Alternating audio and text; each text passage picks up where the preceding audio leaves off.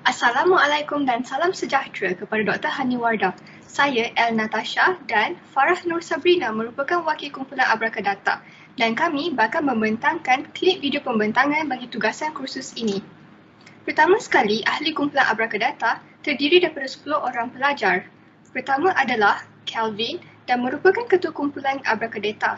Ahli-ahli yang lain pula adalah Yi Gen Yu, Li Hui, Li Yiling, saya sendiri El Natasha, Farah Nur Sabrina, Nurul Akmal, Chua Chi Ching, David Bryan dan akhir sekali adalah Wang Hao Yi.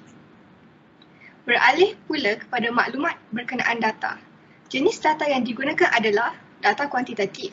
Kemudian, spesifikasi penggunaan data adalah dengan menggunakan data diskrit iaitu data berangka. Kemudian, perolehan kes-kes perundangan adalah menerusi pelantar seperti LexisNexis dan juga current law journals.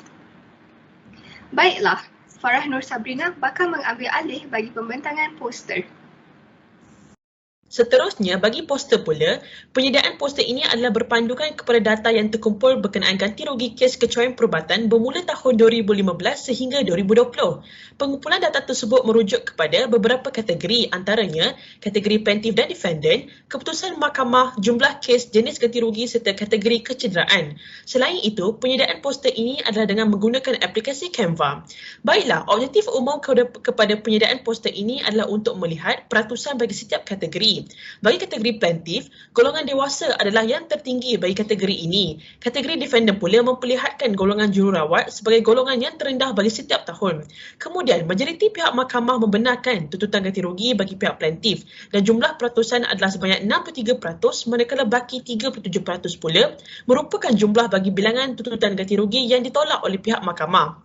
Bagi jumlah kes pada setiap tahun pula, pada tahun 2015, jumlah kes kecuaian perubatan mencatat sebanyak 9 angka dan tahun berikutnya pula mencatatkan bilangan yang lebih tinggi iaitu sebanyak 11 kes.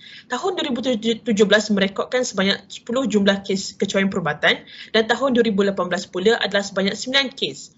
Bagi tahun 2019, jumlah kes kecuaian perubatan adalah sebanyak 9 kes dan akhir sekali, tahun 2020 pula mengumpulkan sebanyak 8 kes berhubung kecuaian perubatan.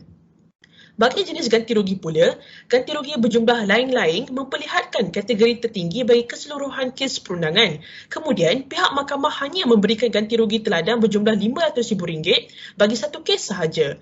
Dan dapat juga dilihat bahawa ganti rugi am dan khas adalah antara ganti rugi umum yang sering diberikan kepada pihak yang menuntut. Bagi kategori yang terakhir iaitu jenis kecederaan, majoriti kes perundangan menyatakan bahawa kecederaan kekal merupakan kecederaan yang lazim menimpa pihak plaintiff. Kecederaan semasa pula adalah jenis kecederaan yang jarang berlaku kepada pihak plaintiff. Bahagian terakhir bagi pembentangan ini adalah di sebalik takbir. Kumpulan Abrakadata dibentuk pada minggu kedua semester. Selain itu, kumpulan kami sering mengadakan mesyuarat secara atas talian untuk membincangkan agenda-agenda yang penting. Isi bagi setiap perbincangan seringkali berkaitan pembahagian tugas serta perkara-perkara penting berhubung dengan tugasan. Ketua kumpulan juga telah mencadangkan agar penulisan laporan kemajuan dibahagikan secara adil. Maka, pada hujung setiap pertemuan, seramai 2 ahli kumpulan akan menyelesaikan laporan kemajuan pada minggu tersebut. Pembahagian ini berterusan sehingga selesai laporan kemajuan yang terakhir. Seterusnya, setiap ahli telah memberi sepenuh komitmen terhadap penyediaan tugasan. Penyediaan kertas kerja projek telah dibahagikan dengan menggunakan metod spin wheel agar pembahagian tersebut menjadi adil dan saksama. Bagi tugasan laporan akhir pula, ahli yang ditugas bagi setiap bahagian adalah serupa seperti penyediaan kertas kerja. Setiap tugasan termasuk laporan kemajuan akan dihantar oleh ketua kumpulan menerusi pelantar UKM Folio.